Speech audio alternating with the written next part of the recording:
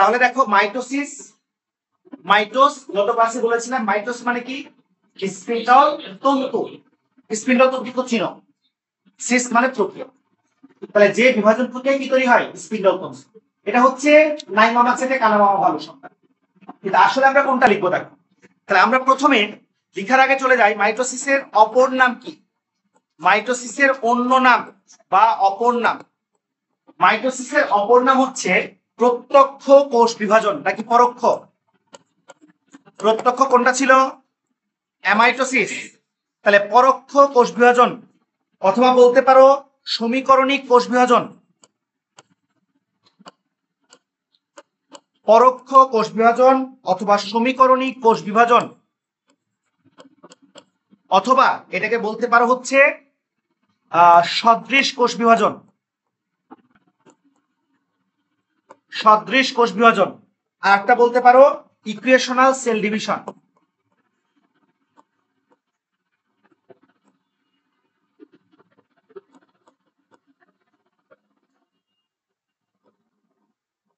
Equational cell division.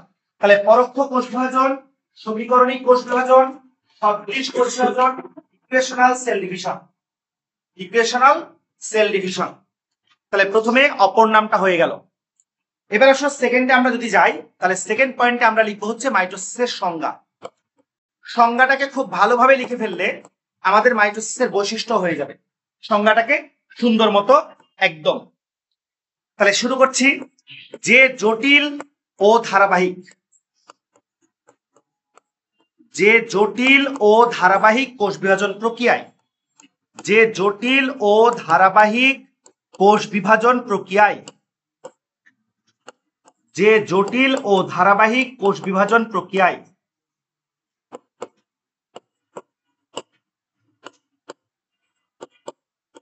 যে জটিল ও ধারাবাহিক কোষ বিভাজন প্রক্রিয়ায় একটি মাতৃকোষের প্রথমে নিউক্লিয়াস, একটি মাতৃকোষের প্রথমে নিউক্লিয়াস ও পরে সাইটোপ্লাজমের, প্রথমে নিউক্লিয়াস ও পরে সাইটোপ্লাজমের একমাত্র বিভাজনের মাধ্যমে, পরে সাইটোপ্লাজমের একমাত্র বিভাজনের মাধ্যমে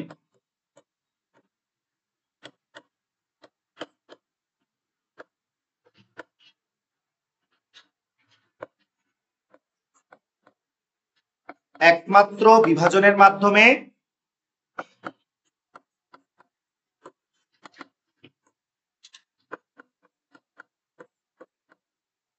সম আকৃতি এবং সমগুণ সম্পন্ন এমন দুটি অপত্য কোষের সৃষ্টি করে। সম আকৃতি ও সমগুণ সম্পন্ন, সম আকৃতি ও সমগুণ সম্পন্ন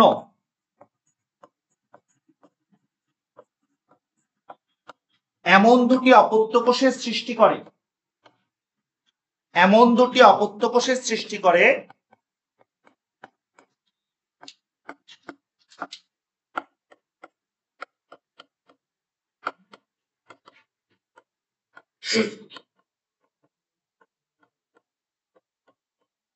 যাদের ক্রোমোজোম সংখ্যা মাতৃকোষের ক্রোমোজোম সংখ্যার সমান থাকে, যাদের ক্রোমোজোম সংখ্যা মাতৃকোষের ক্রোমোজোম সংখ্যার সমান থাকে, যাদের ক্রোমোজোম সংখ্যা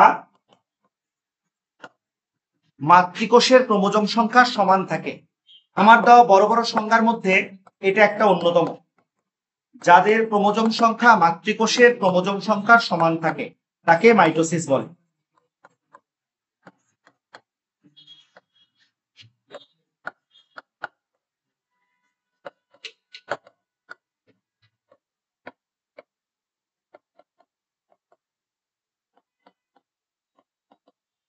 তাহলে আরেকবার আমরা পড়ে ফেলি। যে কোষ বিভাজন প্রক্রিয়ায় একটি মাতৃকোষের প্রথমে নিউক্লিয়াস ও পরে সাইটোপ্লাজমের একমাত্র বিভাজনের মাধ্যমে সম আকৃতি ও সমগুণ সম্পন্ন এমন দুটি অপত্য কোষের সৃষ্টি হয় বা এমন দুটি অপত্য কোষের সৃষ্টি করে যাদের ক্রোমোজোম সংখ্যা মাতৃকোষের ক্রোমোজোম সংখ্যার সমান, তাকে মাইটোসিস বলে। তাকে মাইটোসিস বলে। হয়ে গেছে? হয়ে যাওয়ার কথা, যেহেতু আমিও লিখেছি কাছাকাছি। ঠিক আছে, এবার আমরা আসি যে মাইটোসিসটা কোথায় সংঘটিত হয়। তাহলে মাইটোসিসের সংঘটন স্থান, এবার আমরা দিব সংঘটন।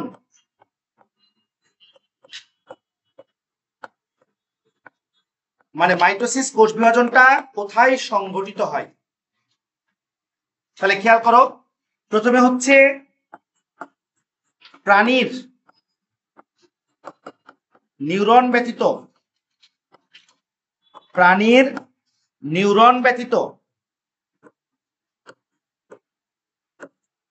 প্রাণীর নিউরন ব্যতীত সকল দেহকোষে, প্রাণীর নিউরন ব্যতীত সকল দেহকোষে, প্রাণীর নিউরন ব্যতীত সকল দেহকোষে। উদ্ভিদের ক্ষেত্রে মনে রাখবা যে উদ্ভিদের দৈহিক কোষে, উদ্ভিদের দৈহিক কোষে।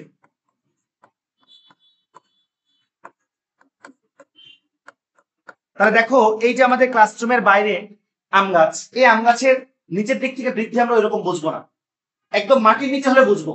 মূলের শীর্ষের দিকে হবে, গাছের আগার দিকে হবে। আমি আর লম্বা না হলেও চুল রেখে দিলে চুল তো লম্বা হবে। তাহলে আমার হাইটে বৃদ্ধি না পেলেও চুলের বৃদ্ধিটা হচ্ছে শীর্ষে, নখ রেখে দিলে নখের বৃদ্ধি হচ্ছে, নখের বৃদ্ধি হচ্ছে। তাহলে উদ্ভিদের দৈহিক কোষে, তো দৈহিক কোষের মধ্যে মনে রাখবা কাণ্ড ও তার শাখা প্রশাখার শীর্ষ, কাণ্ড ও তার শাখা প্রশাখার শীর্ষ, যেমন কাণ্ড এবং তার শাখা প্রশাখার শীর্ষ, শীর্ষ মানে শীর্ষে আর কি। তারপরে মনে রাখবা মূলের বর্ধিষ্ণু শীর্ষ, মূলের বর্ধিষ্ণু মানে যে অঞ্চলটা বৃদ্ধিপ্রাপ্ত হচ্ছে, বর্ধিষ্ণু শীর্ষ। আরেকটা মনে রাখবা ক্যাম্বিয়াম, ক্যাম্বিয়াম শব্দটা 9-10 এ পড়েছিলাম, কিন্তু হয়তো অনেকেই সংজ্ঞা জানো না। যদি এ জায়গায় সংজ্ঞা নাই, ক্যাম্বিয়ামটা হচ্ছে তোমার কতগুলো কি আয়তক্ষেত্রাকার ভাজক টিস্যু, যাদের উৎপত্তি হয়েছে আবার প্রোক্যাম্বিয়াম থেকে। আর ক্যাম্বিয়াম হচ্ছে জাইলেম এবং ফ্লোয়েমের মাঝে অবস্থান করে। তাহলে জাইলেম এবং ফ্লোয়েমের মাঝে অবস্থিত কতগুলো আয়তক্ষেত্রাকার ভাজক টিস্যু, যদিও কিছুদিন পরে তারা স্থায়ী টিস্যু হয়ে যাবে। তা আমরা টিস্যু এবং টিস্যুতন্ত্রে ক্যাম্বিয়ামের সংখ্যা লিখিত আকারে দিই। এখন শুধু তোমাদেরকে মূল কথাটা বলবো, ক্লিয়ার? তাহলে উদ্ভিদের দৈহিক কোষের কোথায় কোথায়? কাণ্ড এবং তার শাখা প্রশাখার শীর্ষ, মূলের বর্ধিষ্ণু শীর্ষ এবং ক্যাম্বিয়াম। এই কয়টা অ্যাটলিস্ট মনে রাখবা তোমরা। এবার আসি যে সংগঠনের স্থান হয়ে গেল, এখন আমরা মাইটোসিস সম্পর্কে কিছু তথ্য দিব তোমাদের। মাইটোসিসের কিছু তথ্য দিয়ে দিই। অধিকাংশই তোমরা জানো, একটা দুইটা আনকমন দিব। মাইটোসিসের তথ্য, তাহলে 1 নাম্বার মনে রাখবা যে নিউক্লিয়াসের বিভাজনকে কি বলে, সবাই বলো। তাহলে নিউক্লিয়াসের বিভাজনকে ক্যারিওকাইনেসিস বলে।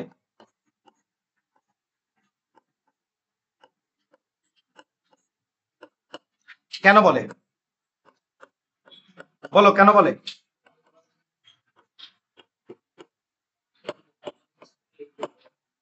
দুইটা কারণ আছে, বলো।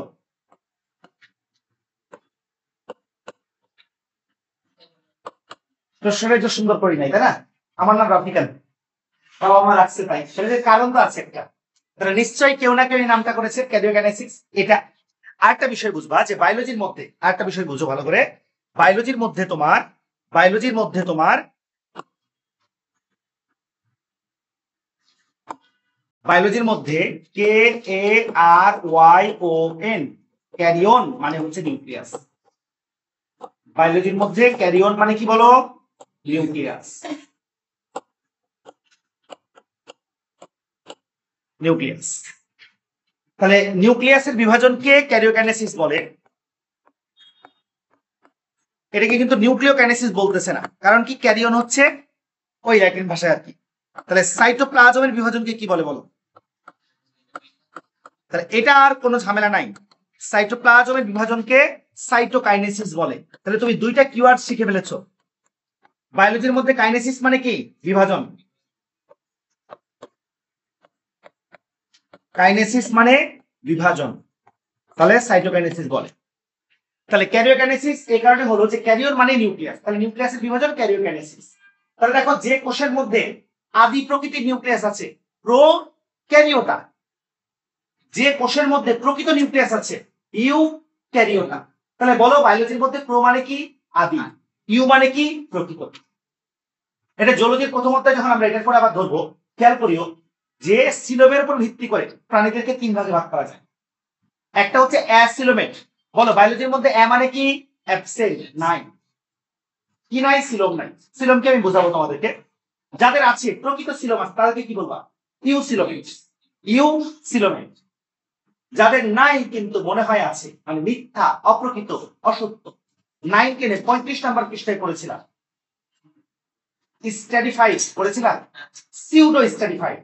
তাহলে মনে রাখবা বায়োলজির মধ্যে সিউডো, যদিও এস দিয়ে শুরু না, স্পেলিংটা পি দিয়ে শুরু।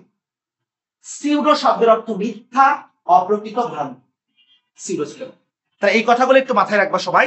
তাহলে সাইটোপ্লাজমের বিভাজনকে সাইটোকাইনেসিস বলে। তাহলে একটা কারণ হচ্ছে যে এই নামটা এইভাবে করতে হয়। সেকেন্ড কারণটা হচ্ছে, তাহলে প্রথম ক্যারিওকাইনেসিস দেখেন, প্রথম ক্যারিওকাইনেসিস দেখেন ও নামকরণ করেন। প্রথম ক্যারিওকাইনেসিস গত ক্লাসে কিন্তু এই করেছিলাম, লিখাইছিলাম, মানে এটা লিখাই নাই যদিও, দেখেন ও নামকরণ করেন। তাহলে কেউ একজন আবার এই নামটা দিয়েও ছিল। প্রথম ক্যারিওকাইনেসিস দেখেন এবং নামকরণ করেন স্লাইখার। স্লাইখার নামক একজন বিজ্ঞানী। স্লাইখার, স্লাইখার। তাহলে প্রথম ক্যারিওকাইনেসিস দেখেন এবং নামকরণ করেন স্লাইখার। স্লাইখার কত সালে? 1879 সালে। স্লাইখার 1879 সালে। স্লাইখার 1879 সাল। ঠিক আছে, এরপরে দেখো 4 নাম্বার। 1882 সালে, এটা পড়াইছি গতদিন,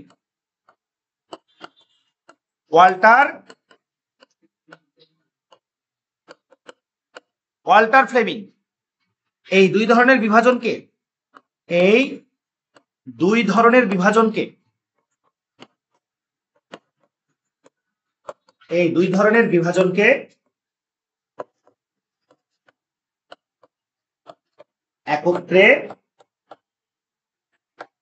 কি নাম দেন বলেন? মাইটোসিস নামকরণ করেন।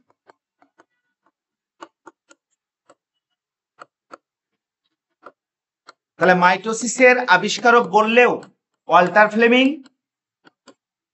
মাইটোসিসের আবিষ্কারক বললেও ওয়াল্টার ফ্লেমিং, মাইটোসিস নামকরণ বললেও ওয়াল্টার ফ্লেমিং। Walter Fleming. এবার একটা এক্সট্রা ইনফো দিলে আমার তথ্য পয়েন্টটা শেষ। এটা, এই তথ্যটা আমি লেকচার পাবলিকেশনের যে বইটা আছে, লেকচারের বইয়ের মধ্যে কিন্তু দুইটা বই একটু ভালো, বেশি ভালো, মানে ভালো বলতে সবই তো ভালো, প্রচলিত বেশি। ফিজিক্সের হচ্ছে সেলুসার, যেহেতু বুয়েটে পিডি নাই, একটু সতর্ক হয়ে রিটেন প্যাটার্নে পড়বা। যাদের বুয়েট প্রিপারেশন থাকবে তারা, যাদের থাকবে তারা আগে থেকেই যাও। নাম্বারিংটা কত? বুয়েট যেরকম করছে সবাই পরীক্ষা দিতে পারবে না। এবছর এমনও হতে পারে কুমিল্লা বোর্ড থেকে বুয়েটে দেখো 200-300 জন পরীক্ষা দিতে পারেনি। চট্টগ্রাম বোর্ড থেকে হয়তো মোটামুটি পারবে, কুমিল্লা বোর্ড থেকে, ঢাকার আছে এগুলো থেকে বেশি পারবে। তো এই জন্য তোমরা এখন থেকে সতর্ক থাকো। তো ওখানে সেলুসারের বইটা ভালো, মোটামুটি ভালো চলে এবং ভেতরে প্রচুর ইনফরমেশন আছে, ওগুলো থেকেই বইতে প্রশ্ন করে। এবং বিগত কয়েক বছরের কথা বললে প্রায় 75% প্রশ্ন হুবহু বই থেকেই কমন পাওয়া যায়। ঠিক আছে, ক্লাস 5 জন। আর কেমিস্ট্রির ক্ষেত্রে তোমরা 3টা পড়ো। হাজারে নাকি তো অনেক আগে থেকে আমরা পড়েছি। তারপরে তোমার লেকচার একটা হচ্ছে সঞ্জিত কুমার গুহ। সঞ্জিত কুমার গুহ হয়তো তোমাদের কোনো সামনে বলেছে, অর্থতত্ত্বটাও ভালো।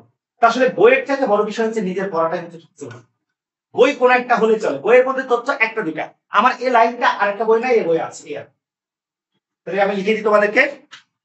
1873 সালে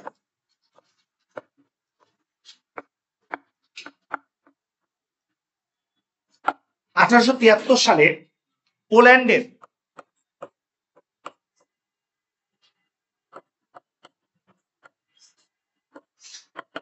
পোল্যান্ডের বিজ্ঞানী কি নাম? উইল্যাম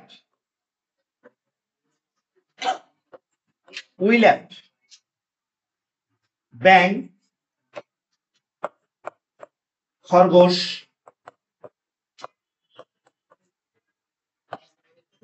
খরগোশ ও বিড়ালের কর্নিয়ায়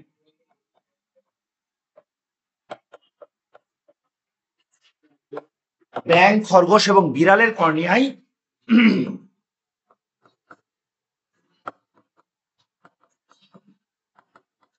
মাইটোসিস লক্ষ্য করেন।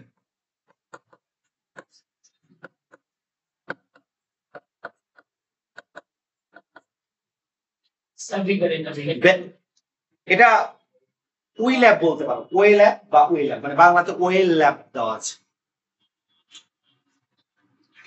পোল্যান্ডের বিজ্ঞানী ওয়েল্যাব ব্যাং খরগোশ এবং বিড়ালের কর্নিয়ায় মাইটোসিস লক্ষ্য করেন। ব্যাং খরগোশ এবং বিড়ালের কর্নিয়ায় মাইটোসিস লক্ষ্য করেন। মাইটোসিসের বৈশিষ্ট্য, কর্নিয়ায় মাইটোসিস লক্ষ্য করেন, চোখের কর্নিয়া।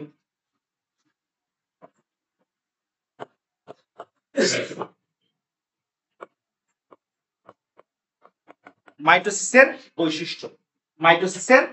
বৈশিষ্ট্য লিখতে হবে না, একটু বৈশিষ্ট্য পড়ে ফেলেছো তুমি জানোই না, কোথায় পড়েছো? সংজ্ঞার মধ্যে। এত বড় সংজ্ঞা তো এমনি দিই নাই। তাহলে আমি একটু এখান থেকে তোমাদের বইয়ে চলে যাই, বইয়ের মধ্যে যাই, তাহলে ভালো হবে। মাইটোসিসের বৈশিষ্ট্যের মধ্যে দুই তিনটা পয়েন্ট বলো তোমরা সংজ্ঞা থেকে, কোনটা কোন পয়েন্ট বলো। মাইটোসিস কোষ বিভাজনে নিউক্লিয়াস এবং সাইটোপ্লাজমের কয়বার বিভাজন ঘটে? একবার। অপত্য কোষগুলো মাতৃকোষের কেমন হয় দেখতে? সমান হয়। অপত্য কোষের ক্রোমোজোমের সংখ্যা মাতৃকোষের ক্রোমোজোম সংখ্যা কি থাকে? সমান থাকে। অপত্য কোষ বৃদ্ধি পেয়ে মোটামুটি মাতৃকোষের কি হয়? সম আয়তনিক হয়। অপত্য কোষ বৃদ্ধি পেয়ে মোটামুটি মাতৃকোষের সম আয়তনিক হয়। অপত্য কোষ বৃদ্ধি পেয়ে মোটামুটি মাতৃকোষের সম আয়তনিক হয়।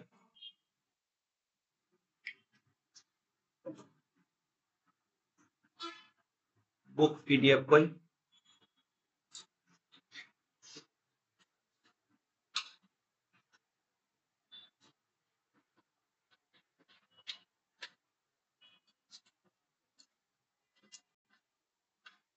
আচ্ছা আমরা এখানে যাই, দেখানো বই আর কি মেডিকেলের জন্য। তাহলে এগুলো পড়াইছি তোমাদেরকে, আজকে আমরা মাইটোসিস থেকে শুরু করেছি। তাহলে দেখো এই তো নিউক্লিয়াসের বিভাজনকে বলা হয় ক্যারিওকাইনেসিস, সাইটোপ্লাজমের বিভাজনকে বলা হয় সাইটোকাইনেসিস। মাইটোসিসের বৈশিষ্ট্যগুলো যদি আমরা দেখি, যে এই প্রক্রিয়ায় বিভক্ত কোষে ক্রোমোজোম সংখ্যা, আকৃতিগত এবং গুণগত পরিবর্তন ঘটে, মানে সবগুলো সমান থাকে। নতুন দুটি কোষের প্রতিটিতে ক্রোমোজোমের সংখ্যা বললাম এটা একই, গুণগত গঠনগত আকৃতি সবগুলো ঠিক আছে। সংজ্ঞা বলেছে যে কোষ বিভাজন প্রক্রিয়ায় একটি প্রকৃত কোষের নিউক্লিয়াস এবং ক্রোমোজোম উভয়ে একবার বিভাজিত হয়। ওরা কিন্তু একটা পয়েন্টকে দিয়েছে, আমি কিন্তু তোমাকে বড় করে দিয়েছি। কাজে যদি ক্ষয়ের জন্য আসে, মাইটোসিস বলতে কি বোঝো? আমার সংজ্ঞাটা সকল তথ্য আছে। স্লাইখারের কথা বলেছি, দেখো এখানে দিয়েছে, ওয়াল্টার ফ্লেমিং নামকরণ করেছে, পড়াইছে এগুলো। মাইটোসিসের অপর নাম ইকুয়েশনাল বা সমীকরণিক বিভাজন, এটাও বলেছি। মাইটোসিস কোথায় ঘটে দেখো এখানে বলা হয়েছে, কাণ্ড এবং তার শাখা প্রশাখার শীর্ষ, মূলের বর্ধিষ্ণু শীর্ষ, ক্যাম্বিয়াম, বলে ফেলেছে এগুলো। মাইটোসিসের বৈশিষ্ট্য এখান থেকে একটু দেখাই দিচ্ছি, লিখতে গেলে সময় বেশি লাগবে, এই জন্য তোমাদের লেখার দরকার নাই, বা লিখতে পারো বৈশিষ্ট্য পয়েন্টটা দিতে পারো, একটা দুটা লাইন, বাকিগুলো আমি পড়াইছি, জন্য লেখার দরকার না লিখলেও চলবে পরীক্ষাতে আসে। এই প্রক্রিয়ায় প্রতিটি ক্রোমোজোম লম্বালম্বি ভাবে তথা অনুদৈর্ঘ্য দুটি ক্রোমাটিডে বিভক্ত হয়। তাহলে আমি এখন তোমাকে ক্রোমোজোম ক্রোমাটিডের বেসিকটা দিব এখনই, তারপর আমি পরবর্তী পয়েন্টে যাব, এই পয়েন্টে যাব, আগে একটু দিব এটা, খেয়াল করো। গেল, এরপর আসো, প্রতিটি ক্রোমাটিড তথা অপত্য ক্রোমোজোম তার নিকটস্থ মেরুতে পৌঁছে দুটি অপত্য নিউক্লিয়াসের সৃষ্টি করে। দরকার নাই এটা, তুমি এটা চিন্তা করো, ক্রোমোজোমের সংখ্যা কি থাকে? সমান থাকে। অপত্য কোষগুলো মাতৃকোষের সমগুণ সম্পন্ন হয়। অপত্য কোষের ক্রোমোজোম সংখ্যা মাতৃকোষের সমান থাকে। অপত্য কোষ বৃদ্ধি পেয়ে মাতৃকোষের সমান আয়তনের হয়। শুধু অনুদৈর্ঘ্য দুটি, ওই পয়েন্টটা বাদ দিলে বাকি সবগুলোই পড়ানো হয়েছে। তাহলে আরেকবার রিপিট করি সবাই। এই প্রক্রিয়ায় প্রতিটি ক্রোমোজোম লম্বালম্বি ভাবে অনুদৈর্ঘ্য দুটি ক্রোমাটিডে বিভক্ত, লম্বালম্বি ভাবে ক্রোমাটিডে বিভক্ত। তাহলে ক্রোমোজোম কি ক্রোমাটিডকে আমি এখন বোঝাচ্ছি। 2 নম্বরে আসো, ক্রোমোজোমের সংখ্যা সমান থাকে, সমগুণ সম্পন্ন হয়। ক্রোমোজোমের কি হয়, অপত্য কোষের ক্রোমোজোম সংখ্যা মাতৃকোষের ক্রোমোজোম সংখ্যা সমান থাকে, একই কথা। আর মাতৃকোষের সমান আয়তনের, অপত্য কোষগুলো মাতৃকোষের সমান আয়তনের হয়। বায়োলজির মধ্যে খেয়াল করো, বায়োলজির মধ্যে যদি আমরা এখানে দেখি, যদি এখানে লেখা হবে না, ওখানে যাই।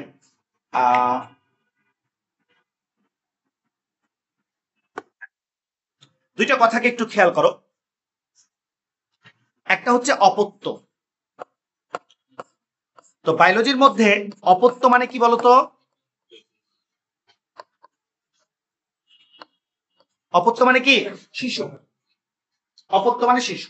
আরেকটা বিষয় খেয়াল করো, যে এই যে আমরা করি, তাহলে এটা একটা মনে করো যে মাদার সেল, এবং এটা মাইটোসিস পদ্ধতি বিভাজিত হয়ে, মাইটোসিস পদ্ধতি বিভাজিত হয়ে, মাইটোসিস পদ্ধতিতে বিভাজিত হয়ে মনে করো একটা দুইটা কোষে পরিণত হলো, ঠিক কিনা? এর মধ্যে এখন ধরো আমরা নিউক্লিয়াস দিই, যা দিই না দিই এটা কোন বিষয় না। নিউক্লিয়াস দিলাম, এটাও নিউক্লিয়াস দিলাম, এখানেও নিউক্লিয়াস দিলাম, ভেতরে সাইটোপ্লাজম সবকিছু আছে, বাকিগুলো আর ধরো দিলাম। তাহলে এই যে আমরা দুইটা কোষ, একটা থেকে দুইটা কোষ তৈরি হলো মাইটোসিসের মাধ্যমে। তো এই কোষগুলোর, এটাকে আমরা বলি এমসি, মাদার সেল, আর এই দুইটাকে আমরা বলি ডটার সেল। কেন? মা থেকে তো ছেলেও হয়। তো এটাকে যদি আমরা ডটার সেল না বলে সন সেল বলতাম, ছেলে কোষ, ছেলে কি আবার প্রেগনেন্ট হবে? তাহলে কেন অপত্য বা ডটার সেল বলা হয়? শিশু কিন্তু ছেলে মেয়ে উভয়ে হয়, কিন্তু কেন আমরা স্পেশাল ভাবে ডটার সেল বলি? কারণ এই কোষটাও পরবর্তীতে আবার মাদার হবে। আমরা কি মা হইতে পারবো? আশা করি বুঝতে পেরেছো। তাহলে অনেক সময় এই প্রশ্নগুলো হঠাৎ করে জিজ্ঞেস করে, আচ্ছা বলো তো দেখি তুমি সায়েন্স দিয়ে পড়ে নাকি রকম, যাতে তোমরা সুন্দর মতো কি করতে পারো, অ্যান্সার করতে পারো। তাহলে আশা করি মাদার সেল এবং ডটার সেল টপিকটা সম্পর্কে তোমরা ক্লিয়ার হয়েছো। আর এখানে বায়োলজির মধ্যে অপত্য মানে কি বুঝাইছে বলো? অপত্য মানে কি? শিশু। অপত্য মানে শিশু। এটা বক্স করে দিই, বাস। তাহলে হয়েছে আমাদের এটা। এখন আমরা চলে যাব আমাদের পরবর্তী পার্টে। পরবর্তী পার্টটা হচ্ছে মাইটোসিসের গুরুত্ব। পরবর্তী পার্ট কি? মাইটোসিসের গুরুত্ব, তারপরে বেসিক দিচ্ছি। তাহলে মাইটোসিসের গুরুত্ব, মাইটোসিসের গুরুত্ব খুবই গুরুত্বপূর্ণ পয়েন্ট।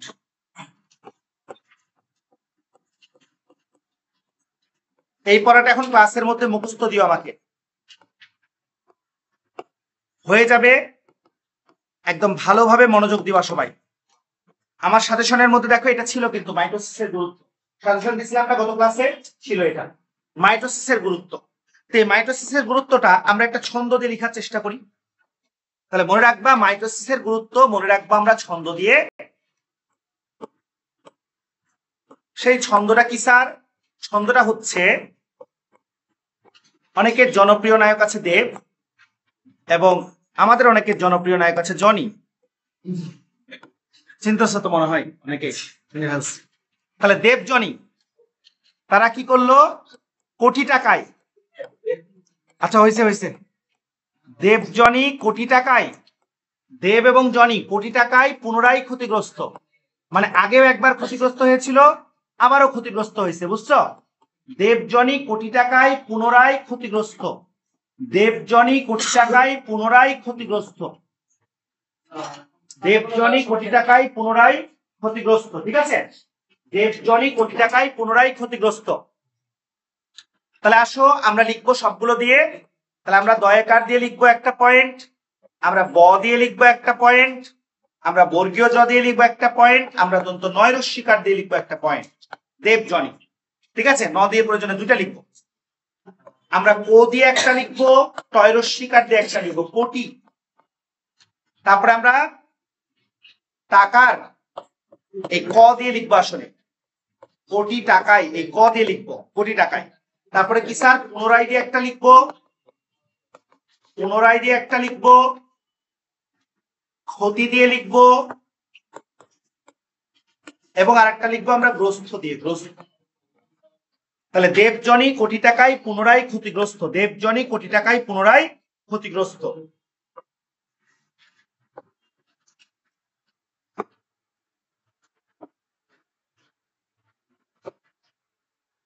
দেবজনী কোটি টাকায় পুনরায় ক্ষতিগ্রস্ত। শোনো, আমি তোমাদেরকে এই যে বললাম, এটা বিষয়টা হচ্ছে আমার পজিটিভ বা নেগেটিভ যেভাবে হোক আমার কি করতে হবে, মনে রাখতে হবে। মনে না রাখলে পরীক্ষার খাতায় লিখতে পারবো না সুন্দর করে। তাহলে দেবজনী কোটি টাকায় পুনরায় ক্ষতিগ্রস্ত, মনে থাকবে সবার। আসো আমরা একটার পর একটা ব্যাখ্যা করি, কয়েকবার বলেছি, ছন্দটা আশা করি হয়ে গেছে। তাহলে দেবজনী, দয়কার দিয়ে মনে রাখবা, দেহ গঠন ও দৈহিক বৃদ্ধি, দেহ গঠন ও দৈহিক বৃদ্ধি, দেহ গঠন ও দৈহিক বৃদ্ধি, দেহ গঠন ও দৈহিক বৃদ্ধি। দেব, দেহ গঠন ও দৈহিক বৃদ্ধি, ঠিক আছে। দ দিয়ে, ব দিয়ে মনে রাখবা বংশবৃদ্ধি, ব দিয়ে মনে রাখবা বংশবৃদ্ধি। তাহলে মাইটোসিসের ফলে বংশবৃদ্ধি কিন্তু মিওসিস, মাথায় রাখো। তাহলে কাদের বংশবৃদ্ধি, কতগুলো এককোষী সুকেন্দ্রিক জীবে, কতগুলো এককোষী সুকেন্দ্রিক জীবে মাইটোসিসের মাধ্যমে বংশবৃদ্ধি হয়, কতগুলো এককোষী সুকেন্দ্রিক জীবে মাইটোসিসের মাধ্যমে বংশবৃদ্ধি হয়, কতগুলো এককোষী সুকেন্দ্রিক জীবে মাইটোসিসের মাধ্যমে বংশবৃদ্ধি হয়। পড়েছিল কথাটা 9-10 এর বইয়ে 8 নাম্বার পৃষ্ঠা লাস্ট লাইনটা খেয়াল করো। এরা মাইটোসিস পদ্ধতিতে অযৌন বা কনজুগেশন পদ্ধতিতে যৌনচরণ করে, নোটিস ছাড়া। ক্লিয়ার হয়েছে? তাহলে বংশবৃদ্ধি বললে কিন্তু মিওসিস, কিন্তু এই যে এককোষী সুকেন্দ্রিক জীবে কয়েকটা, তাদের কি হয়, মাইটোসিস। তাহলে তুমি শুধু বংশবৃদ্ধি লিখলে ক্রস খাবা, ব্যাখ্যা সহ লিখলে রাইট। জনি, জনিকে আমরা যে জন্য চিনি সেটাই, জননাঙ্গ সৃষ্টি, জননাঙ্গ, ও এটাও বলতে পারো জনন মাতৃকোষ সৃষ্টি। জনন কোষ লিখলে ভুল হবে।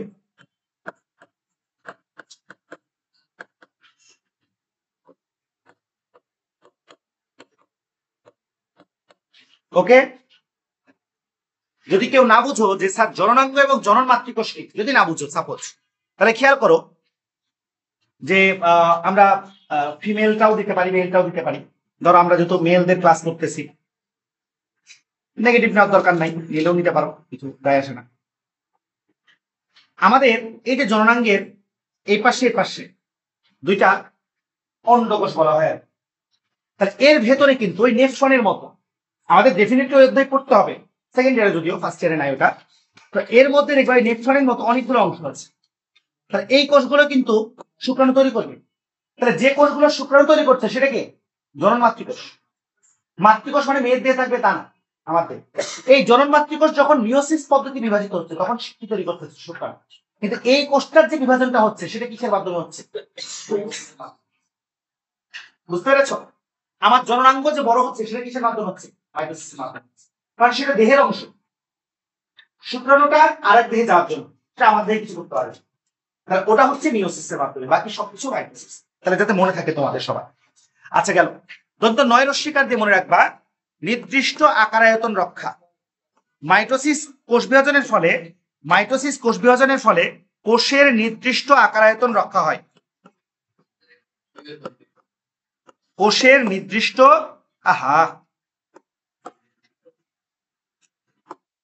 কোষের নির্দিষ্ট আকারায়তন রক্ষা হয়, নির্দিষ্ট আকারায়তন রক্ষা, সাউন্ড আসতেছে এখানে, কোষের নির্দিষ্ট আকারায়তন রক্ষা। ওকে, কোটির ক, ক দিয়ে মনে রাখবা ক্রোমোজোমের সমতা রক্ষা, ক্রোমোজোমের সমতা রক্ষা, ক্রোমোজোমের সমতা রক্ষা। ক্রোমোজোমের সমতা রক্ষা। মাইটোসিস কোষ বিভাজনের ফলে অপত্য কোষে ক্রোমোজোমের সমতা রক্ষিত হয়, সমান সমান থাকে। আর মিওসিসের মাধ্যমে ক্রোমোজোম সংখ্যা নির্দিষ্ট থাকে, ধ্রুব থাকে, অর্ধেক হয়ে আসে। এটা তৈরস শিকার দিয়ে মনে রাখবা, অনিয়ন্ত্রিত মাইটোসিসের ফলে কি হয়? টিউমার সৃষ্টি হয়। এটাও কিন্তু মাইটোসিস, তাহলে এটা অপকারিতা কিন্তু এটাও ভূমিকা তার। তাহলে টিউমার সৃষ্টি। টাকার ক দিয়ে মনে রাখবা, আগে টিউমার সৃষ্টি হয়, পরে কি হয় বলো? ক্যান্সার সৃষ্টি। তাহলে কোন কোষ বিভাজনের ফলে ক্যান্সার সৃষ্টি হয়? মাইটোসিস। অপশনে অনিয়ন্ত্রিত মাইটোসিস হলে তখন দিবা, কিন্তু মাইটোসিস। পুনরায় মনে রাখবা, মাইটোসিসের ফলে কিছু কিছু কোষের পুনরুৎপাদন হয়। মাইটোসিসের ফলে কিছু কিছু কোষের পুনরুৎপত্তি হয়, কিছু কিছু কোষের পুনরুৎপত্তি হয়। পুনরুৎপত্তি, কিছু কিছু কোষের পুনরুৎপত্তি হয়।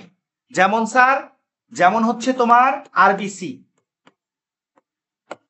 চোখের কর্নিয়া, এগুলোর বিভাজন হয় না, কিন্তু অস্থিমজ্জার যেহেতু বিভাজন হয়, তাহলে মাইটোসিস যখন অস্থিমজ্জার বিভাজন করে, যত বেশি অস্থিমজ্জা বিভাজিত হবে তত নতুন নতুন লোহিত রক্তকণিকা তৈরি হবে। তাহলে লোহিত রক্তকণিকার বিভাজন না হলেও তাকে উৎপন্ন হওয়াতে মাইটোসিস কি করছে? হেল্প করতেছে। এজন্য বলেছি কিছু কিছু কোষের পুনরুৎপত্তি। ক্ষতি, ক্ষতি দিয়ে মনে রাখবা, ক্ষতস্থান পূরণ। আমাদের দেহের কোথাও কেটে গেলে এই ক্ষতস্থানটা যে পূরণ হয় কোন বিভাজনের মাধ্যমে বলো? ক্ষতস্থান পূরণ ও ক্রমাগত ক্ষয়পূরণ। ক্ষতস্থান পূরণ এবং ক্রমাগত ক্ষয়পূরণ। ক্ষয়পূরণ। গ্রস্থ, গ্রস্থ দিয়ে মনে রাখবা, গুণগত বৈশিষ্ট্যের, গুণগত বৈশিষ্ট্যের স্থিতিশীলতা রক্ষা। গুণগত বৈশিষ্ট্যের স্থিতিশীলতা রক্ষা। গুণগত বৈশিষ্ট্যের স্থিতিশীলতা রক্ষা। গুণগত বৈশিষ্ট্যের স্থিতিশীলতা রক্ষা। বাস 10টা দিয়েছি। গুণগত বৈশিষ্ট্যের স্থিতিশীলতা রক্ষা। গুণগত বৈশিষ্ট্যের স্থিতিশীলতা রক্ষা। গুণগত বৈশিষ্ট্যের স্থিতিশীলতা রক্ষা।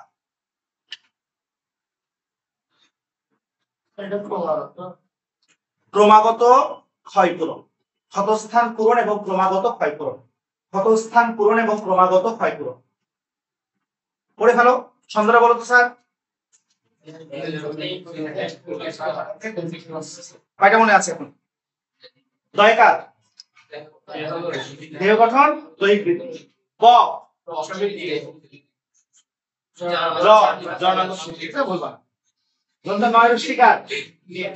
নির্দিষ্ট আকার আয়তন রক্ষা।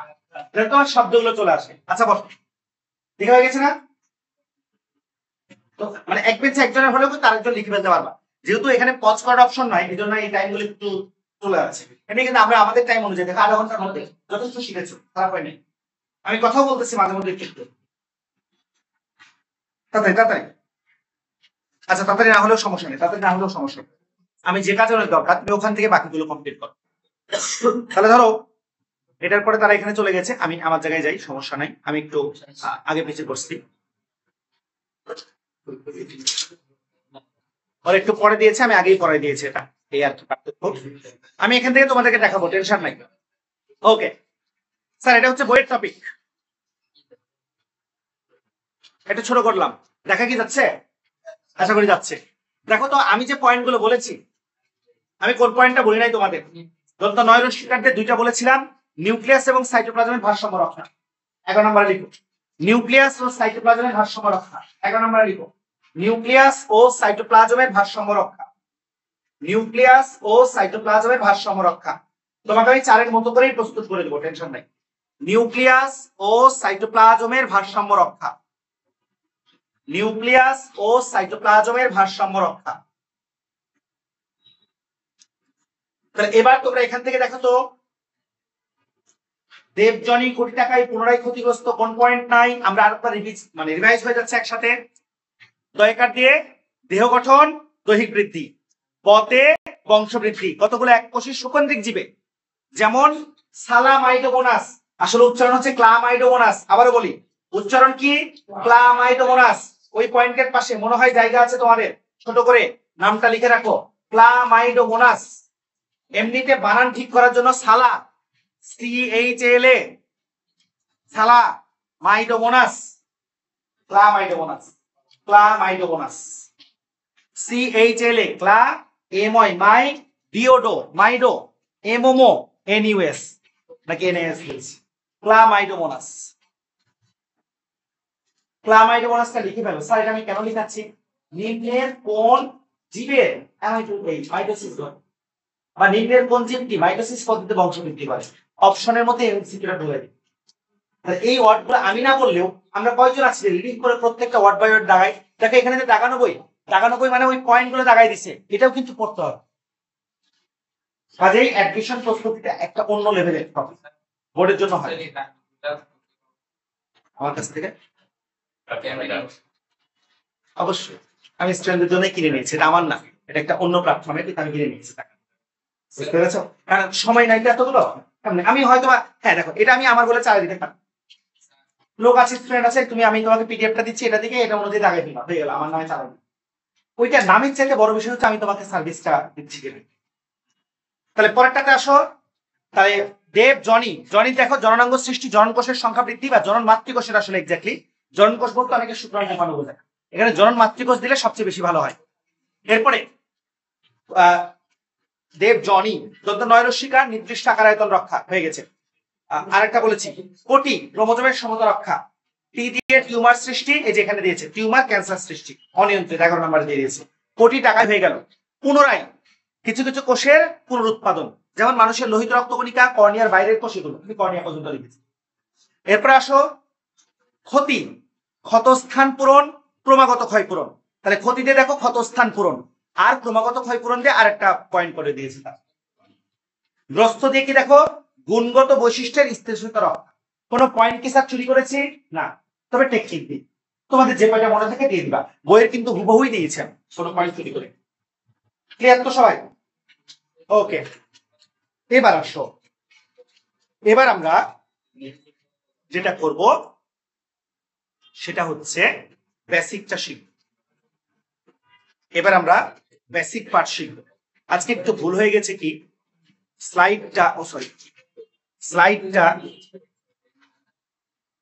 স্লাইডটা বেশি ছোট হয়ে যাবে বিকালে, মানে অনেকগুলো তথ্য লিখেছি তো, এটা একটু সমস্যা হবে। আচ্ছা আল্লাহ ভরসা, সমস্যা লিখতে করা, পেজ চেঞ্জ করা হয়নি। তাহলে সবাই বেসিক দাও, খাতার মধ্যে বেসিক লিখো।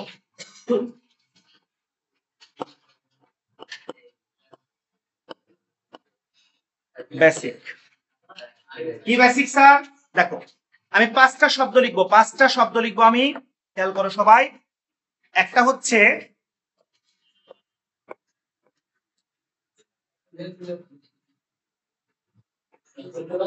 ক্রোমাটিন। প্রথমে কি লিখলাম? তোর আওয়াজটা কিন্তু বেশি আসবে। ক্রোমাটিন। ওকে, নাম্বার 2 ক্রোমোজোম। এই বেসিকটা তোমাদের কাজে লাগবে কিনা তোমরা নিজেরা চিন্তা করবা, যে আমরা বুঝি না স্যার কখন কোনটা করতে হবে, সত্যি কথা। এরপরে হচ্ছে কি স্যার? ক্রোমাটিড। ঠিক আছে, আরো 2টা শব্দ আছে, খেয়াল করো।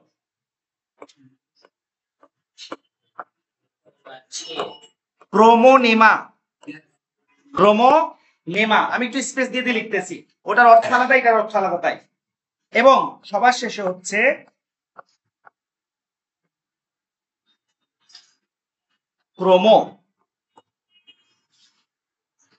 ক্রোমোমিয়া।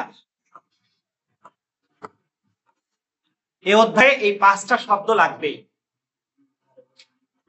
এই অধ্যায়ে 5টা শব্দ লাগবে, মাথায় রাখো, এই অধ্যায়ে 5টা শব্দ লাগবে। তাহলে এখানে কমন শব্দ কোনটা স্যার? কমন শব্দ দেখো, Chrome, Chrome, Chrome, Chrome, Chrome. তাহলে আরো একটা শব্দ আছে, তাহলে এখানে আমরা একটা কমন শব্দ পেলাম, ক্রোম। এই ক্রোম মানে কি? রঙিন। আর এই যে আমাদের মোবাইলের মধ্যে যে ক্রোম ব্রাউজারটা আছে, আল্লাহ জানে কি অবস্থায় আছে। তাহলে ক্রোম মানে কি বলো? রঙিন। ক্রোম ব্রাউজারের লোগোটা কি সাদা কারণে রঙিন? ক্রোম মানে রঙিন। আমার আর কি জানতে হবে? আমার জানতে হবে পরবর্তী পার্টটা যে এটা দিয়ে কি বোঝাচ্ছে। তাহলে দেখো এখানে পরবর্তী পার্টে এটা একটা পার্ট, এটা একটা পার্ট। আচ্ছা বাদ দাও। পরবর্তী পার্টে তিন একটা পার্ট, সোম একটা পার্ট, টিড একটা পার্ট, নেমা একটা পার্ট, মিয়ার একটা পার্ট। তাহলে প্রথমে আসো, বায়োলজির মধ্যে টিন মানে হচ্ছে সুতা। টিন মানে কি বলো? সুতা। টিন মানে সুতা। সোম মানে হচ্ছে বস্তু। রাইবোসোম, লাইসোসোম, যদিও আমরা জোম বলি কিন্তু ইংলিশে হলো সোম। টিড, এই টিডের ডি থেকে মনে রাখবা ডাবল। টিডের ডি থেকে কি মনে রাখবা? ডাবল। নেমা মানেও সুতা, টিন মানেও সুতা, নেমা মানেও সুতা। যেমন ধরো অনেকের কোন কৃমি? সুতা কৃমি। কোন পর্ব? নেমাটোডা। কোন পর্ব স্যার? নেমাটোডা। নেমা, এটা জলদি প্রথম অধ্যায় পড়া, জলদি বই আনলে চেক করতে পারো। জলদি প্রথম অধ্যায় পড়া নেমাটোডা। দুইটা আছে কৃমির পর্ব, একটা হচ্ছে প্লাটিয়েল মিনকেস আর একটা হচ্ছে নেমাটোডা। প্লেট মানে চ্যাপ্টা কৃমি হচ্ছে প্লাটিয়েল মিনকেস, আর নেমাটোডা হচ্ছে সুতা কৃমি, গোল কৃমি, যেটা মানুষের বেশি ডিস্টার্ব করে। মিয়ার, বায়োলজির মধ্যে মিয়ার মানে কি স্যার? অংশ। মিয়ার মানে কি? অংশ। তাহলে এখন খেয়াল করো যে স্যার আমরা কখন স্যার কি বলি?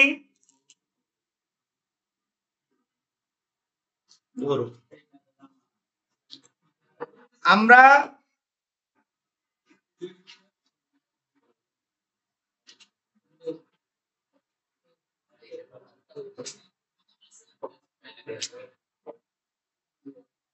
আচ্ছা থাক, চাচ্ছিলাম একটা কি করতে হয়েছে। ধরে নাও এটা হচ্ছে নিউক্লিয়াস, ভেতরে এটা নিউক্লিওলাস। এর মধ্যে ধরো এগুলো রন্ধ্র, আর এত মোছামুছি করলাম না, এগুলো ধরো রন্ধ্র, ঠিক আছে? নিউক্লিয়ার রন্ধ্র। তাহলে দেখো নিউক্লিয়াসের মধ্যে যখন এই সুতার মতো গঠনটা থাকে, নিউক্লিয়াসের মধ্যে যখন এই যে সুতার মতো গঠন থাকে, তখন কি তাকে আমরা ক্রোমোজোম বলি নাকি ক্রোমাটিন বলি? তাহলে নিউক্লিয়াসের মধ্যে বংশগতির উপাদান বাহিত বস্তুর নাম কি? ক্রোমাটিন।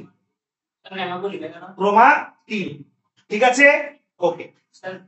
কেন নেমা বলি না? এটা বিজ্ঞানী প্রথম নামকরণ করে দিয়েছে, আমরা নেমার মধ্যে নিয়ে আসতে চাই। নেমা আরেকটা কি বলি, আমি বলছি কোনটাকে। এবার আসো ক্রোমোজোম। বেসিক্যালি ক্রোমোজোম দেখতে কেমন স্যার? ক্রোমোজোম দেখতে ধরো এটা একটা ক্রোমোজোম, এরকম একটু আঁকাবাঁকা হইতে পারে, এবং এই ক্রোমোজোমের যে বাহুটা কাছাকাছি চলে আসছে এখানে, তার পাশে একটা অঞ্চল তৈরি হয়, তোমরা জানো, সেন্ট্রোমিয়ার। তাহলে এই যে ক্রোমোজোম যে দেখতে এরকম, এই গঠনটা তুমি কখন জানবা? মনে রাখবা, কোষ বিভাজন ছাড়া কখনোই ক্রোমোজোমকে স্পষ্ট দেখা যায় না। কোষ বিভাজন ছাড়া কখনোই ক্রোমোজোমকে স্পষ্ট দেখা যায় না।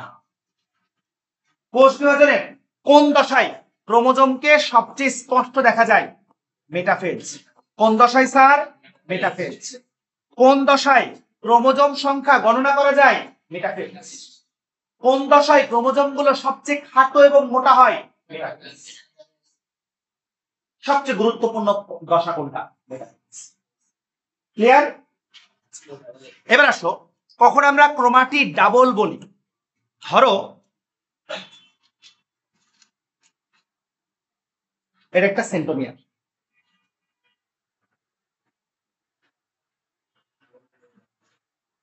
এর একটা ক্রোমোজোম, ঠিক আছে? তাহলে এর পাশে ধরে নাও এখন কি দুটি ক্রোমোজোম? না, দুটি ক্রোমোজোম তো দুইটা সেন্ট্রোমিয়ার আসবে।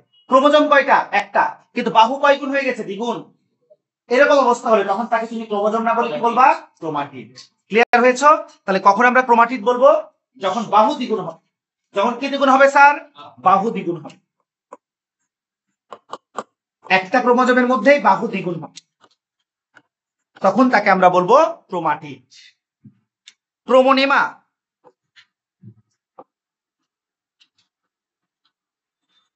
এটা একটা ক্রোমোজোম। দেখবা ক্রোমোজোমের ভেতরে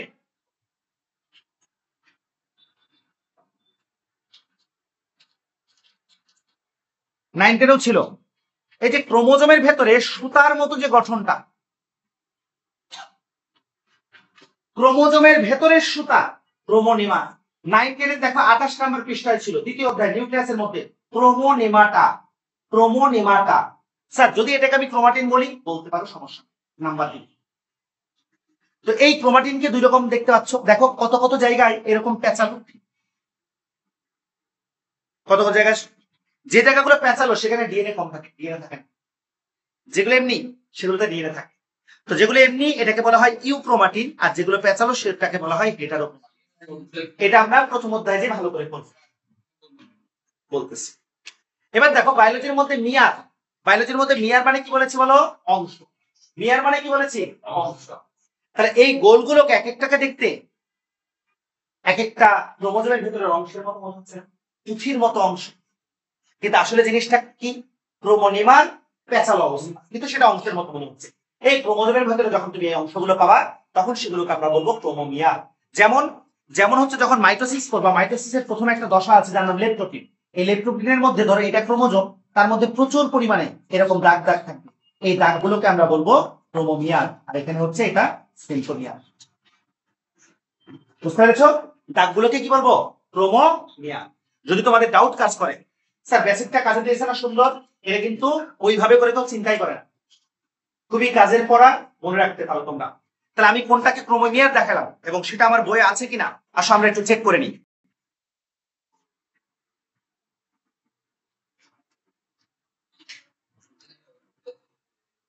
এমনি অধ্যায় ছোট নয়, এই দেখো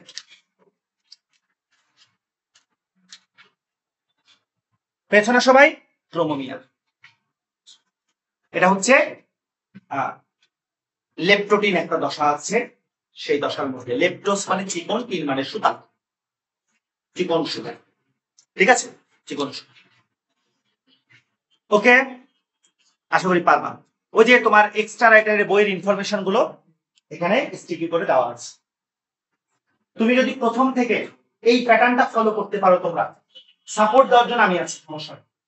প্রথম থেকে এই প্যাটার্নটা ফলো করবা, বিশ্বাস করো আমার বৈশিষ্ট্যটা এটা, আমি কোচিং মাধ্যম না, আমি স্টুডেন্ট মাধ্যম হওয়ার চেষ্টা করি যতদিন।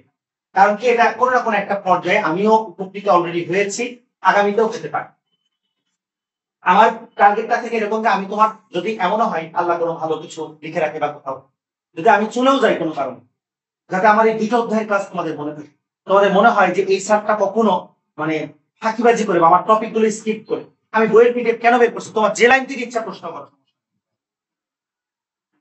দাগানো বই কেন কষ্ট করে, আমি টাকা দিয়ে কিনছি, সত্যি বললাম আমি মিথ্যা বলে আমার মানে আমার নতুন বই তো আছে, আমি বই দাগাই দিয়ে আমার নাম দিয়ে আমার লগো টগো দিয়ে চালাই দিতে পারবো, কিন্তু সত্যিটা হচ্ছে আমি এটা কিনেছি। বুঝতে পারছো সবাইকে? তাহলে চলে যাই আমরা পরবর্তী পয়েন্টে। পরবর্তী পয়েন্ট 50 মিনিট হয়ে গেছে না? পরবর্তী পয়েন্টে আমরা যেখানে যাব সেটা হচ্ছে একটু কোষ চক্রে, যদি পুরোটাও না পারি আমরা একটু কোষ চক্র সম্পর্কে সামথিং কিছুটা পড়ে ফেলি, তারপর আমরা অনুমতি যাব, ঠিক আছে? কোষ চক্র, আমরা আরেকটাতে যাই, কোষ চক্র। ধরে নাও এটাই মোটামুটি আমাদের শেষ দিকের একটা পড়া বা পার্ট। স্যার চিকনে কি দেখতে অসুবিধা হচ্ছে? তাহলে আর একটু মোটা করতে পারি তোমরা চাইলে। কোষ চক্র, তাহলে দেখো এই কোষ চক্রকে আমরা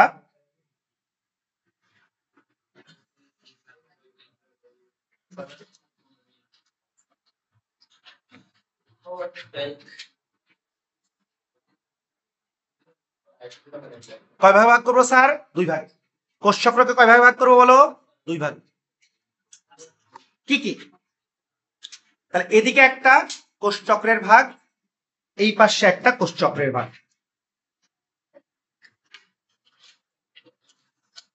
ওকে, তাহলে আসো কোষ চক্রকে আমরা দুই ভাগে ভাগ করতেছি। কি কি? একটা হচ্ছে ইন্টারফেজ,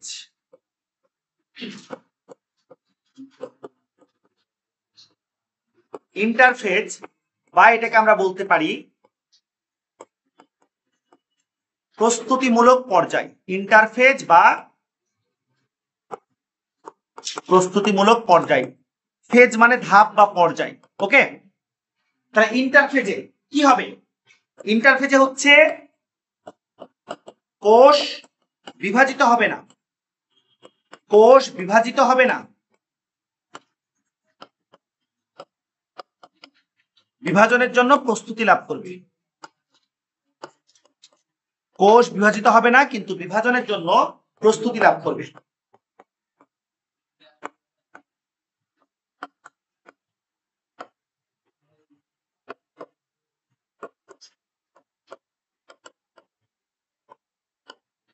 ওকে, আরেকটা কি? আরেকটা হচ্ছে তোমার এম ফেজ, আরেকটা হচ্ছে মাইটোটিক, নট মাইটোসিস, মাইটোটিক অথবা এম ফেজ। এম ফেজ এটা হচ্ছে কি স্যার? এটা হচ্ছে প্রকৃত বিভাজনরত দশা, প্রকৃত বিভাজনরত দশা, প্রকৃত বিভাজনরত দশা বা এম ফেজ। ওকে, আচ্ছা এখন দেখো যে এই যে ইন্টারফেজ, তোমরা এখন কিন্তু আছো এইচএসসির ইন্টারফেজে। তোমাদের এখন অবস্থানটা কোথায়? এইচএসসির ইন্টারফেজে, ইন্টারফেজে আছো তোমরা এখন। কারণ কি? তোমরা এখন থেকে শুরু করে, এখন থেকে শুরু করে একদম, এখন থেকে শুরু করে একদম কি পর্যন্ত? 2027 পর্যন্ত, 27 এপ্রিল পর্যন্ত ধরে নাও প্রস্তুতি হবে। এপ্রিল মাসের 1 তারিখ থেকে হয়তো তোমাদের পরীক্ষা শুরু হবে। তাহলে ওই পরীক্ষা শুরুর বিষয়টা কোনটা? এমফেজ। ওই পরীক্ষার মাধ্যমে তোমরা ভবিষ্যতে পরবর্তী লাইফে যাও। তার পর্যন্ত তুমি ইন্টার স্টুডেন্ট, 5 মাস। তাহলে ওই 1 মাসের পরীক্ষার জন্য তুমি এখানে প্রায় 20-22 মাস ধরে কি করবা? প্রস্তুতি অর্জন করবে। এটাই হচ্ছে প্রস্তুতিমূলক পর্যায়। তাহলে এই পর্যায়টাকে আবার আমরা 3টা ভাগে ভাগ করতেছি। খেয়াল করো, এই পর্যায়টাকে আমরা 3টা ভাগে ভাগ করতেছি। কি কি?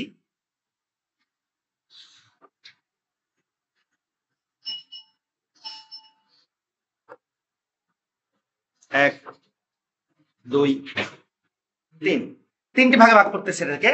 একটার নাম হচ্ছে তোমার G1 অথবা গ্যাপ 1 অথবা বিরামন।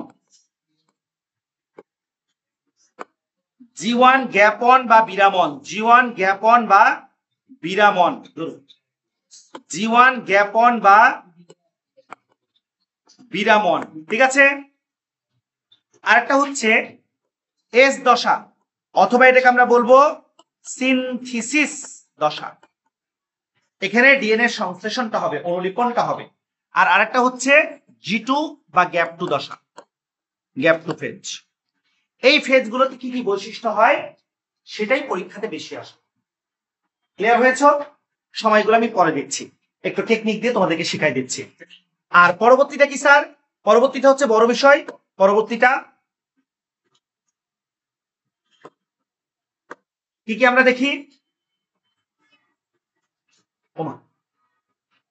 পরবর্তীটা হচ্ছে বড় বিষয়। আমরা কি কি দেখি?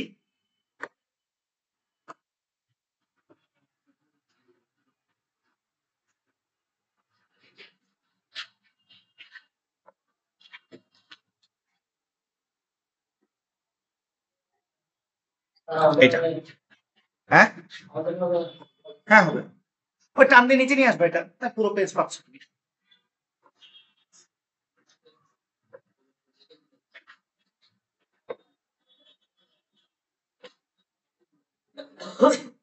ও সরি সরি সরি,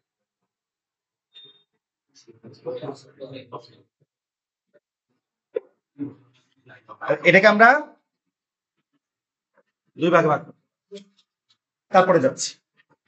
আচ্ছা পরে উঠি। তাহলে এম ফেজকে আমরা দুই ভাগে ভাগ করব। কি কি স্যার? একটা হচ্ছে তোমার ক্যারিওকাইনেসিস, একটা হচ্ছে ক্যারিওকাইনেসিস, একটু আগে বুঝাইছি। ক্যারিয়ন মানে কি? নিউক্লিয়াস। কাইনেসিস মানে বিভাজন। আর একটা হচ্ছে সাইটোকাইনেসিস।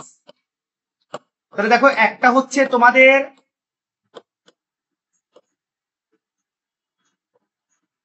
কি পরীক্ষা? থিওরিক্যাল পরীক্ষা। এটা এটা হচ্ছে প্র্যাকটিক্যাল পরীক্ষা।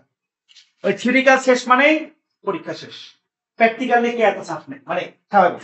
এখন চাপ নিবা অনেক, এবার সাইন টাইম নিয়ে অনেক ঝামেলা, কিন্তু পরীক্ষার আগে কিন্তু এত মনে হয় না। থিওরিক্যালের জন্য যেরকম মানে খুব কষ্ট করে, প্র্যাকটিক্যালের আগে আগে মনে হয় আরে পরীক্ষা তো প্রায় শেষ, এসিসি দিয়ে আসতে বলো। থিওরিক্যাল শেষের পরে একটা মনের মধ্যে আনন্দ আসছে না? আহা কি আনন্দ আকাশে বাতাসে, এটাই। তাহলে ক্যারিওকাইনেসিস, এই ক্যারিওকাইনেসিসের আবার কয়টা ধাপ আছে বলো? সবাই জানি এটা, 9 10 5টা ধাপ আছে। তাহলে কি কি? প্রোফেজ, প্রোফেজ বা প্রাক পর্যায়, প্রোফেজ বা প্রাক পর্যায়, প্রোফেজ বা প্রাক পর্যায়। নাম্বার 2 প্রো মেটাফেজ, বাংলায় কি হবে বলো? প্রাক মধ্য পর্যায়, প্রাক মধ্য পর্যায়, প্রো মেটাফেজ। 3 নাম্বার হচ্ছে মেটাফেজ বা মধ্য পর্যায়, মেটাফেজ বা মধ্য পর্যায়। এরপরেরটা কি? অ্যানাফেজ বা গতি পর্যায়। সবগুলো না আসলেও এটার ক্ষেত্রে আসতে পারে গতিশীল, গতি পর্যায়। আর লাস্টে হচ্ছে টেলোফেজ বা অন্ত পর্যায়, টেলোফেজ বা অন্ত পর্যায়। সবগুলো বাংলা লিখলাম না, কিন্তু মাথায় রাখতে পারো। টেলোফেজ বা অন্ত পর্যায়, টেলোফেজ বা অন্ত পর্যায়, টেলোফেজ বা অন্ত পর্যায়। এই যে 3 মিনিট আছে, এই 3 মিনিটের মধ্যে আমি কয়েকটা কথা বলবো তোমাদেরকে। 3 মিনিটের মধ্যে আমরা কি পড়ছিলাম? কোষ চক্র। আমরা কি পড়ছিলাম? কোষ চক্র। মনে হয় তোমরা এটাতেই বাকি আছো, তাই না? ছোট করে দিই প্রয়োজনে। আচ্ছা, টেলোফেজ বা অন্ত পর্যায়, অন্ত শেষ। মধ্য পর্যায়, কোষ চক্র। সবাই সংজ্ঞাটা আমি একবার বলছি, একবারে লিখতে পারবা, কিন্তু মনোযোগ দিও। কোষ চক্র কাকে বলে? পরীক্ষাতে একাধিকবার আসছে, একবার না 10 বার আসছে কম। আমি পৃথিবীতে প্রথমে কি এসেছি, মানে সৃষ্টি হয়েছি। এরপর আমি কি হয়েছি বলতো? বড় হয়েছি। এরপর বিয়ে করার জন্য লাফাচ্ছি। তাহলে একটা কোষের সৃষ্টি, সবাই বুঝো, একটা কোষের সৃষ্টি, এর বৃদ্ধি এবং পরবর্তীতে বিভাজন, এই 3টি কাজ যে চক্রের মাধ্যমে সম্পন্ন হয়। সবাই বলি একবার। একটা কোষের সৃষ্টি, এর বৃদ্ধি এবং পরবর্তীতে বিভাজন, এই 3টি কাজ যে চক্রের মাধ্যমে সম্পন্ন হয় তাকে কোষ চক্র বলে। তাহলে লিখবেন একটা কোষের সৃষ্টি, এর বৃদ্ধি এবং পরবর্তীতে বিভাজন।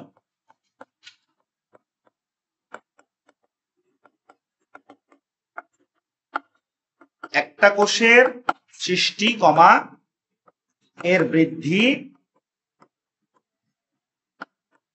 ও পরবর্তীতে বিভাজন।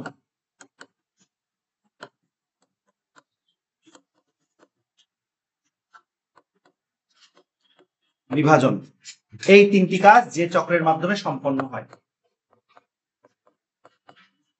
এই 3টি কাজ যে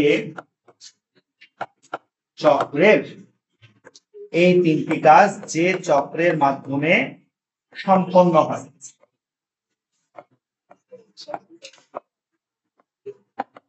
এই 3টি কাজ যে চক্রের মাধ্যমে সম্পন্ন হয় তাকে কোষ চক্র বলে। আরেকটা লাইন আমরা গতদিন লিখে দিয়েছিলাম, মনে পড়ছে কিনা দেখো তোমাদের? 1953 সালে, মাশাআল্লাহ যারা পড়েছো তাদের জন্য অসংখ্য ধন্যবাদ। 1953 সালে হাওয়ার্ড ও পেল, 1953 সালে হাওয়ার্ড, এটা থেকে হাফ ইয়ারলিতে প্রত্যেকটা কলেজে 2টা প্রশ্ন আসবে, এই জন্য ভালো করে পড়বা। 1953 সালে হাওয়ার্ড ও পেল কোষ চক্রের প্রস্তাব করেন, কোষ চক্রের প্রস্তাব করেন। 1953 সালে হাওয়ার্ড ও পেল কোষ চক্রের প্রস্তাব করেন। এবার আসো, এখান থেকে প্রশ্ন কেমন হবে সেটা বলে দিয়ে আমি তোমাদেরকে আজকের মতো শেষ করছি। এখান থেকে প্রশ্ন কেমন হবে খেয়াল করো। এখানে সবার প্রথমে আগে একটা এরকম অংশ থাকবে, বুঝছো? সেটা আমি আর কি নিচে এটা কে আচ্ছা, এরকম একটা অংশ থাকবে, ঠিক আছে? এরকম একটা অংশ থাকলে তুমি খেয়াল করো যে আমি যদি এটাকে সেন্টার ধরি,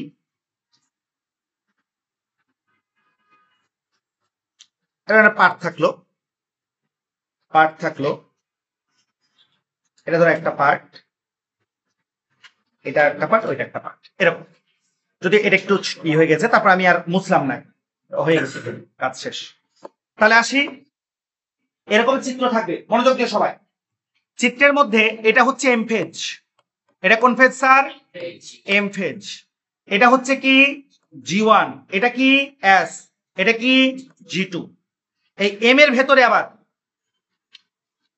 1 2 3 4 এরকম দাগ থাকবে। ধরো এখানে বেশিরভাগ ক্ষেত্রে এটার পাশে এরকম প্রশ্নবোধক চিহ্ন থাকবে বা কিছু একটা থাকবে। তার মানে এটা হচ্ছে কি বলো? প্রোফেজ। এটা কি প্রো মেটাফেজ, এটা কি মেটাফেজ, অ্যানাফেজ, টেলোফেজ। ঘড়ির কাটার দিকে, কোন দিকে স্যার? ঘড়ির কাটার দিকে চিন্তা করবা, তাহলে উত্তর পেয়ে যাবা। তাছাড়া তোমার এটাকে প্রোফেজ মনে হতে পারে, ভুল কথা, এখান থেকে যাবে। এটা বুঝো, এই প্রশ্ন দিয়ে বোর্ডে 10 বারের উপরে প্রশ্ন আসছে শুধু এটা দিয়ে। এই যে গত 3-4 দিন আগে মহসিন কলেজে প্রিভিয়াস পরীক্ষার প্রশ্নটা চিরাং কলেজে এখন দেখিনি, এই জন্য বলতেছি, এই টপিকটাই আসছে। এদের হাফ ইয়ারলি তো আসছিল, ফার্স্ট ইয়ার ফাইনাল আরেকটা টপিক থেকে আসছিল। ওকে, এখানে দেখো সময়কালটা একটু মনে রাখবা কিভাবে। মোট সময়কাল কত? 100%। তার মধ্যে এই যে এম ফেজের সময়কাল হচ্ছে, তুমি এভাবে চিন্তা করো, 10, খেয়াল করো সবাই, 10 20 30 40, মনে থাকবে কিনা? 10 20 30 40, ঘড়ি কাটা বিপরীত দিকে করছে, 10 20 30 40। তাহলে সময়কাল পেয়ে গেছো। এম ফেজের সময়কাল হচ্ছে 5 থেকে 10%, 5 থেকে 10। এটা কত হবে বলো তো? 10 থেকে 20। এটা হওয়া উচিত 20 থেকে 30, কিন্তু এটা একটু বেশি, 30 থেকে 50। এটা হচ্ছে 30 থেকে 40। ঘন্টা হিসাবে করলে এখানে হচ্ছে প্রায় 10 ঘন্টা। এস দশায় হচ্ছে একটু কম, 9 ঘন্টা। এখানে হচ্ছে তোমার 4 ঘন্টা। কয় ঘন্টা স্যার? 4 ঘন্টা। আর এম ফেজের সময়কাল হচ্ছে 1 থেকে 1.5 ঘন্টা, 24 ঘন্টা, 1 থেকে 1.5 ঘন্টা। এই প্রশ্নটাই আসবে ইনশাআল্লাহ পরীক্ষা। তো তোমরা ফোকাস দিয়ে রাখো, প্রয়োজনে তুলে রাখো। আমরা আগামী দিন কোষচক্র এবং মাইটোসিস, আগামী ক্লাসটা হচ্ছে এই অধ্যায়ের তোমাদের জন্য সেকেন্ড গুরুত্বপূর্ণ ক্লাস, কারণ মিওসিস তোমরা এসএসসি তে পড়ো না, ওটাকে ফার্স্ট দিলাম। প্রায় দুইটা ক্লাস খুব সুন্দরভাবে করলে পরীক্ষা অ্যান্সার করতে পারবা। আগামীতে আমরা এটা এবং মাইটোসিসটা কমপ্লিট করে দেবো ইনশাআল্লাহ।